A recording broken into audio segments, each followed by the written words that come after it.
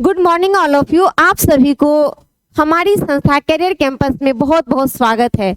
और हमारा जो डेली का वीडियो आ रहा है, पॉकेट वीडियो, आप सभी ने उनको बहुत सारा प्यार दिए हैं, मैंने देखा है। आज हम बात करने वाले हैं देश के एक ऐसे शख्सियत की जिन्होंने जनजातीय समाज को उनके हकों के लिए लड़ना सिखाया और उन छोटे समाज वर्ग से निकल करके दिल्ली के संसद भवन तक जा पहुंचे। तो ये है झारखंड के पूर्व सीएम यानी कि मुख्यमंत्री दिसोम गुरु के बारे में चर्चा करने वाले हैं हम आज। और ये दिसोम गुरु जिनका नाम शिबू सोरेन है, जिन्हें ही हम दिसोम गुरु यानी देश का गुरु कह करके जिनको संबोधित करते हैं।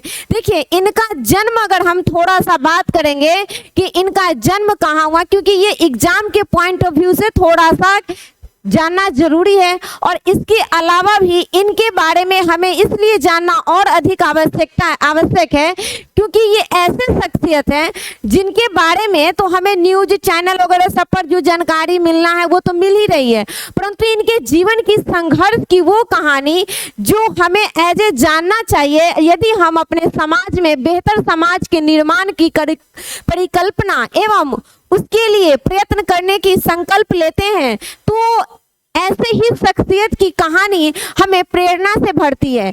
तो ये है बाबू शिबू सोरेन। इनका जन्म होता है 11 जनवरी 1944 ईस्वी को, जो कि झारखंड के रामगढ़ के नमेरी गांव में। और यह एक संथाल जनजाति से बिलोंग करते हैं। संथाल जनजाति जो कि झारखंड में एक बहुत बड़ी जनजाति समूह है। आप सभी भी जानते हैं कि भारत में भी संथाल विद्रोह 1855-56 के आसपास हुआ था। तो उसी संथाल समुदाय से इनका संबंध है बाबू शिबू सोरेन जी का, जिनका तस्वीर आप लोग यहाँ पर स्क्रीन पर देख रहे हैं। तो इनका जन्म आप लोग जान गए कि 11 जनवरी 1944 को होता है रामगढ़ में। और ये एक जब 10वीं की कक्षा पास आउट होते हैं तो उसके बाद से ही जो समाज का परिवेश था उसमें इन्होंने देखा कि जो महाजन और सूदखोर की जो बात करते हैं, इन लोगों के द्वारा आदिवासी समाज के लोगों पर अत्याचार किया जा रहा था। उनके जमीनों पर खेती करने का काम हालांकि आदिवासी समूह करते थे, लेकिन उनका फसल का जो सारा फसल उत्पादन होता था वो जाकर के साहूकार लोग लेकर चले जाते थे। तो इसके लिए भी इन्होंने एक बहुत ही बेहतर ढंग से इनका विरोध किया और जितने भी आदिवासी समाज के लोग थे उनको इस बारे में बताएं, जिनके कारण वो लोग इनके साथ आकर के जुड़े, इनके विचारों से सहमत हुए और सारे समाज धीरे धीरे इनके साथ चल पड़े। तो ये जो थे ना, एक इसी तरह से एक धनकटिया आंदोलन भी चलाते हैं, जिसके कारण क्या होता है कि उन साहूकारों के खेतों में जाकर के धान काट लेने की मुहिम चलाएं। तो ये एक इनके संघर्ष से ही एक प्रेरणादायी कहानी बनती है कि कैसे वो आदिवासी समाज को एकजुट करते हैं और अपने हक के लिए लड़ना सिखाते हैं। बाबू शिबू सोरेन, इनकी कहानियां, इनकी जीवन का संघर्ष काफी ज्यादा प्रेरणादायी है, क्योंकि ऐसे ही किसी व्यक्ति का नाम लेकर के हम आपके समक्ष नहीं आ पाते। क्योंकि इनकी संघर्ष भरी कहानी जब हमने पढ़ा सुना तो मुझे लगा ना कि आप लोगों को भी इनके जीवन की कुछ कहानियों को बताएं और साथ ही साथ उन सारे तथ्यों को हम ला करके आपके समक्ष रख दें जो हमारे एग्जाम के पॉइंट ऑफ व्यू से भी काफी ज्यादा इम्पोर्टेंट हो। तो ये तो एक बन जाता है एग्जाम के पॉइंट ऑफ व्यू से भी। तो सबसे पहला अब आते हैं, इन्होंने संथाल नव युवक संघ की स्थापना किया, जिसमें सारे संथाल आदिवासी समूह के लोगों को एकत्रित करके और अपने हित के लिए उनको अपने हित के साथ साथ अपने अधिकार के लिए लड़ना सिखाया गया। और ये बाबू सोरेन जो थे, धीरे धीरे इनका विचार लोगों में पहुंचा, लोग इन तक पहुंचना शुरू हो जाता है। तो जाकर के इसी तरह से धीरे धीरे इनका जीवन आगे की ओर बढ़ा और इनका जो समाज सेवा से समाज के साथ ही इनका स्टार्ट हो जाता है राजनीतिक जीवन का। राजनीतिक जीवन में क्या होता है कि ये अगर हम बात थोड़ा सा राजनीतिक जीवन के करेंगे तो सबसे पहला बात आता है कि बिहार और झारखंड के निर्माण की बात। क्योंकि जब बिहार, अगर आप थोड़ा सा इंडिया का मैप देखेंगे तो ये है अपना प्यारा भारत, और भारत के इस क्षेत्र में यदि हम देखते हैं, यदि हम यहाँ देखते हैं तो ये आता है, ये आ जाता है बिहार, और बिहार के नीचे ही आ जाता है झारखंड। क्योंकि झारखंड का अगर हम बात करें बिहार से अलग कब हुआ था तो ये 15 नवंबर 2000 को, लेकिन इससे पहले ये झारखंड भी किसका हिस्सा था? बिहार का ही। तो ये अलग होने की जो बात आती है, बिहार से झारखंड को अलग करने की बात, तो ये अलग करने में भी एक प्रमुख रोल अदा करते हैं बाबू सुब्बू सोरेन। ये जो थे बाबू सुब्बू सोरेन, झारखंड को अलग करने के रूप में एक नेता के रूप में इनकी पहचान बनती है। क्योंकि जब झारखंड मुक्ति मोर्चा 1972 ईस्वी में इसकी स्थापना होता है, और इस जो जिसका मेन उद्देश्य अगर हम कहें इस संस्थान का या इस पार्टी का क्या था, तो इसका उद्देश्य ही था कि नवीन राज्य झारखंड का निर्माण किया जाए, जो आदिवासी जितने भी समाज के लोग हैं उनके लिए एक उनके हित का बात करने वाला, उनके प्रशासनिक क्षेत्रों में उनके बातों को, उनके चीजों को लेकर के आगे बढ़ने वाला ऐसा एक स्टेट होना चाहिए। तो इसी विचारधाराओं से प्रेरित होकर के जब बाबू सोरेन जी इस बिहार जो झारखंड मुक्ति मोर्चा था 1972 में इसकी स्थापना से जुड़ते हैं, क्योंकि इसके संस्थापक तो विनोद बिहारी थे, और ये हालांकि इसमें इनका भी रोल काफी रहा, विनोद बिहारी एके जी, तो इनके साथ सुब्बू सोरेन, ये सारे मिल करके इस संस्था का कहिए तो स्थापना करते हैं। और इस संस्था झारखंड मुक्ति मोर्चा का उद्देश्य था झारखंड राज्य का निर्माण करना। जब झारखंड का निर्माण हो जाता है 15 नवंबर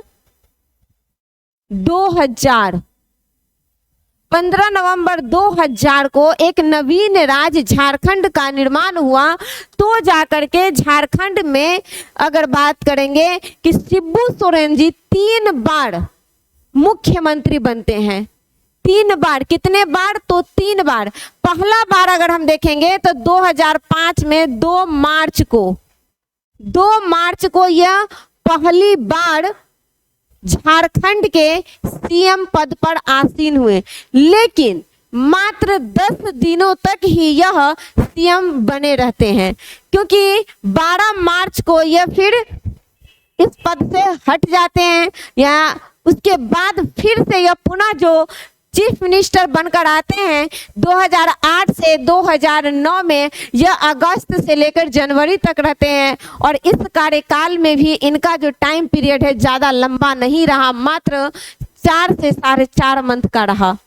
फिर थर्ड टाइम में क्या होता है कि 2009 से 2010 में ये दिसंबर से लेकर के मई तक ले, 2009 के दिसंबर में स्टार्ट और 2010 के मई तक ले जाकर के इनका टाइम काल रहा, पीरियड रहा, टाइम पीरियड।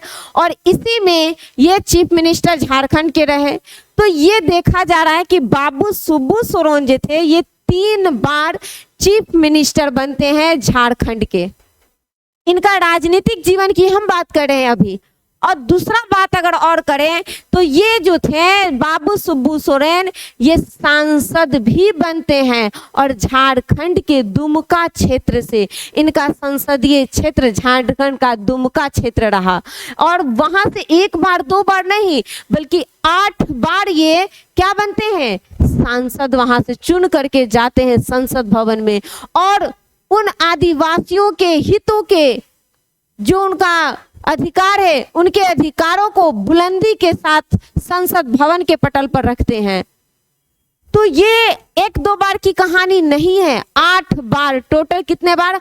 8 बार। सबसे फर्स्ट टाइम ये दुमका क्षेत्र से, लोकसभा संसदीय क्षेत्र से जीतते हैं 1980 में, और इनका लास्ट टाइम अगर हम देखें कि कब रहा तो 2019 में जब लोकसभा का चुनाव हुआ तो उसमें ये दुमका क्षेत्र से ये जीत नहीं पाते हैं। तो उसके बाद से ही क्या करते हैं, सुब्बू सोरेन जी राजनीति के क्षेत्र से अपनी दूरी बना लेते हैं।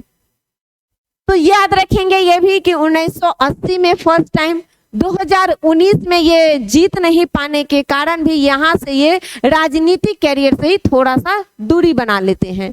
अब क्या होता है कि इसके बाद ही अगर हम देखेंगे तो बाबू सुब्बू सोरेन यूपीए सरकार में कोल मंत्री बनते हैं, यानी कोयला मंत्री। आप सभी जानते हैं कि झारखंड जो है ना कोयला के लिए काफी ज्यादा कोयला का भंडार उसमें भरा पड़ा है झारखंड में, छोटा नागपुर का पठार।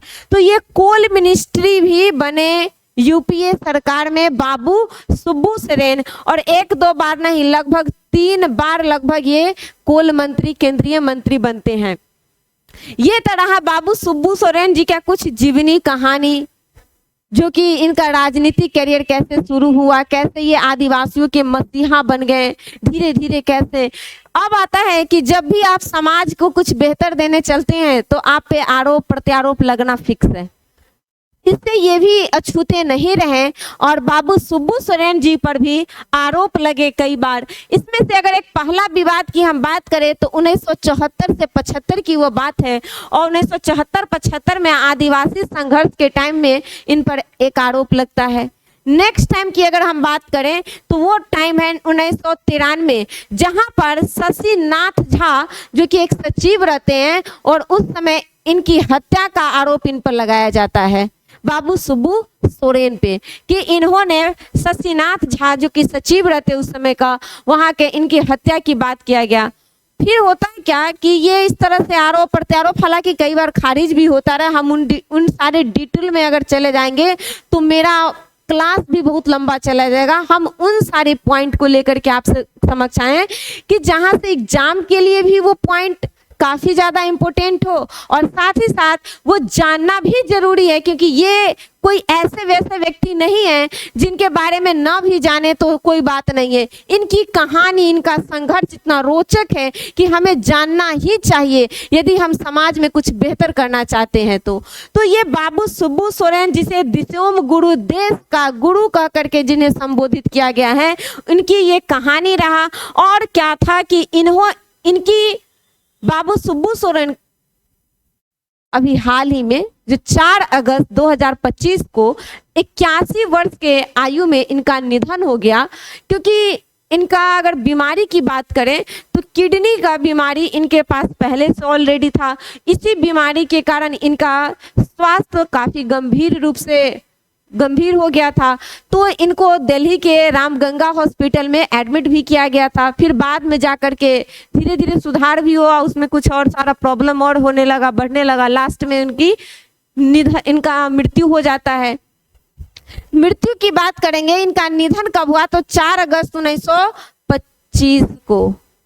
अब थोड़ा सा बात करेंगे हम झारखंड राज्य के बारे में कि झारखंड राज्य के निर्माणकर्ता नेता के रूप में बाबू सुब्बू सोरेन जी की कहानी आके निकलती है। ये है झारखंड। अगर बात करेंगे कि ये जो अभी वर्तमान का झारखंड है, इससे तो आप लोग भली भांति परिचित है कि झारखंड राज्य का निर्माण कब हुआ था तो 15 नवंबर 2000 ईस्वी को। और 15 नवंबर को ही जो मुंडा समुदाय के बिरसा मुंडा जी जो थे, इनके जिन्हें भगवान बिरसा मुंडा कहकर संबोधित करते हैं, इनके जन्म दिवस पर ही 15 नवंबर 2000 को झारखंड राज्य का निर्माण होता है बिहार से अलग करके। जिस समय झारखंड का निर्माण हुआ था उस समय बिहार में राष्ट्रपति शासन लागू था। और इसके बात करेंगे तो लगभग 46% एरिया झारखंड को दे दिया गया था बंटवारा के टाइम में।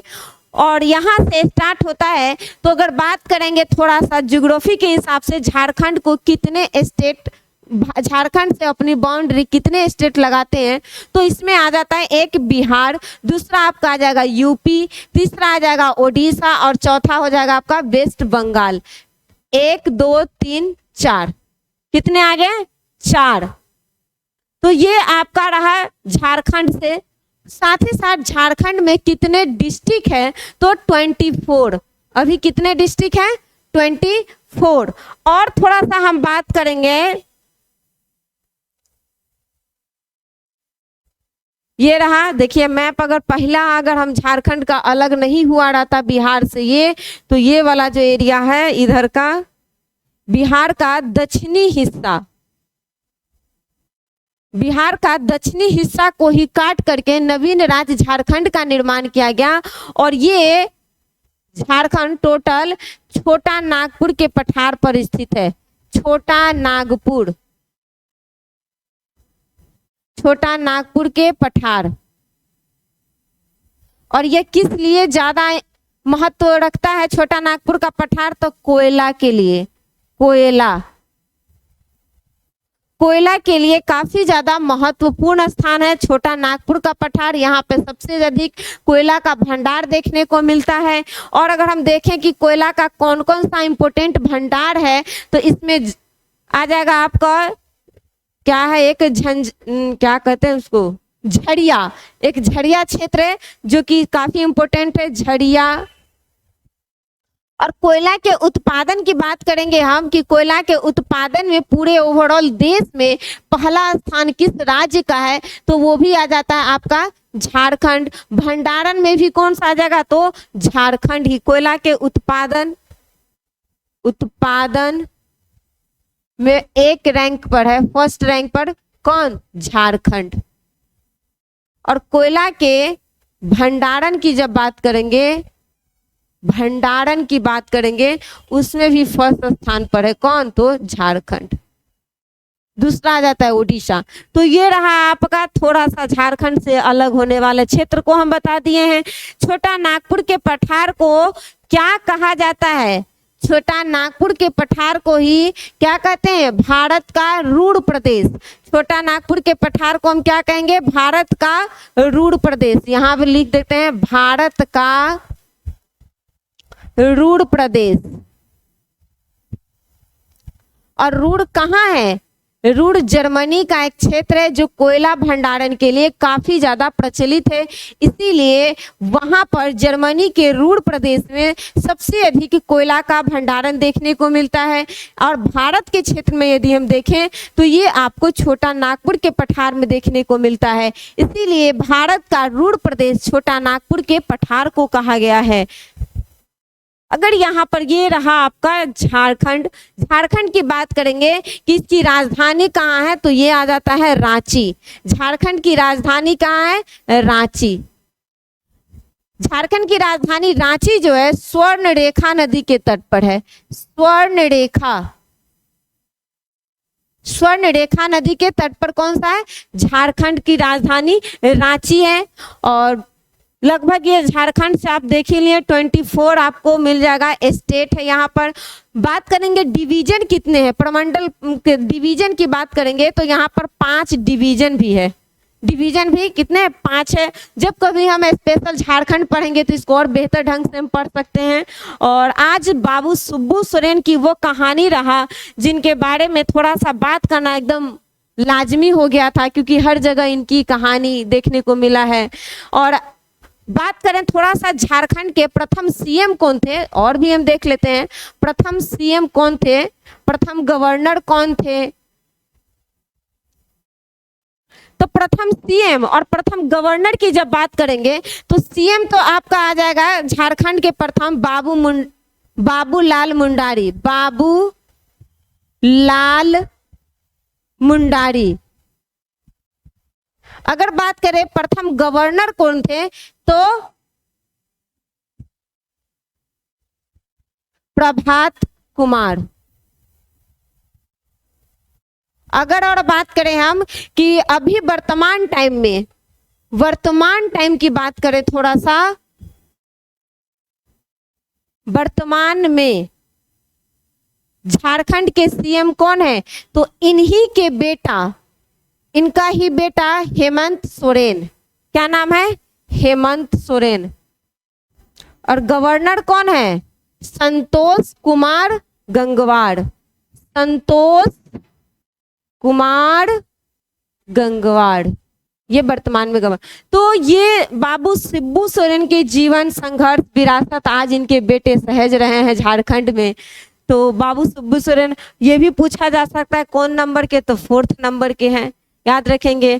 तो आज सभी देशवासी नम आंखों से इनके पार्थिव शरीर को विदाई दिए हैं बाबू शिबू सोरेन जी के। और इनकी जीवन संघर्ष कहानी इतना प्रेरणादायक है ना कि जब आप पढ़िएगा इनके बारे में और भी चीजों को, तो समाज के लिए कुछ कर गुजरने की जो जज्बा है वो आप में अंदर रोम रोम में आकर के बसने लगेगा कि कुछ हम भी करें, देश के लिए करें, राष्ट्र के लिए करें, समाज के लिए करें। तो ये इनकी कहानी प्रेरणा से भर देती है बाबू शिबू सोरेन को। आपको ये छोटी सी जानकारी कैसी लगी कमेंट करके जरूर बताइएगा। और इसी तरह के वीडियो हम आपके समक्ष लाते रहेंगे जो करेंट और आपके एग्जाम के पॉइंट ऑफ व्यू से और आपके जीवन को एक्सपायर करने वाली हो। तो अपना प्यार बनाए रखें, लाइक सब्सक्राइब शेयर करना बिल्कुल ना भूलें। जय हिंद।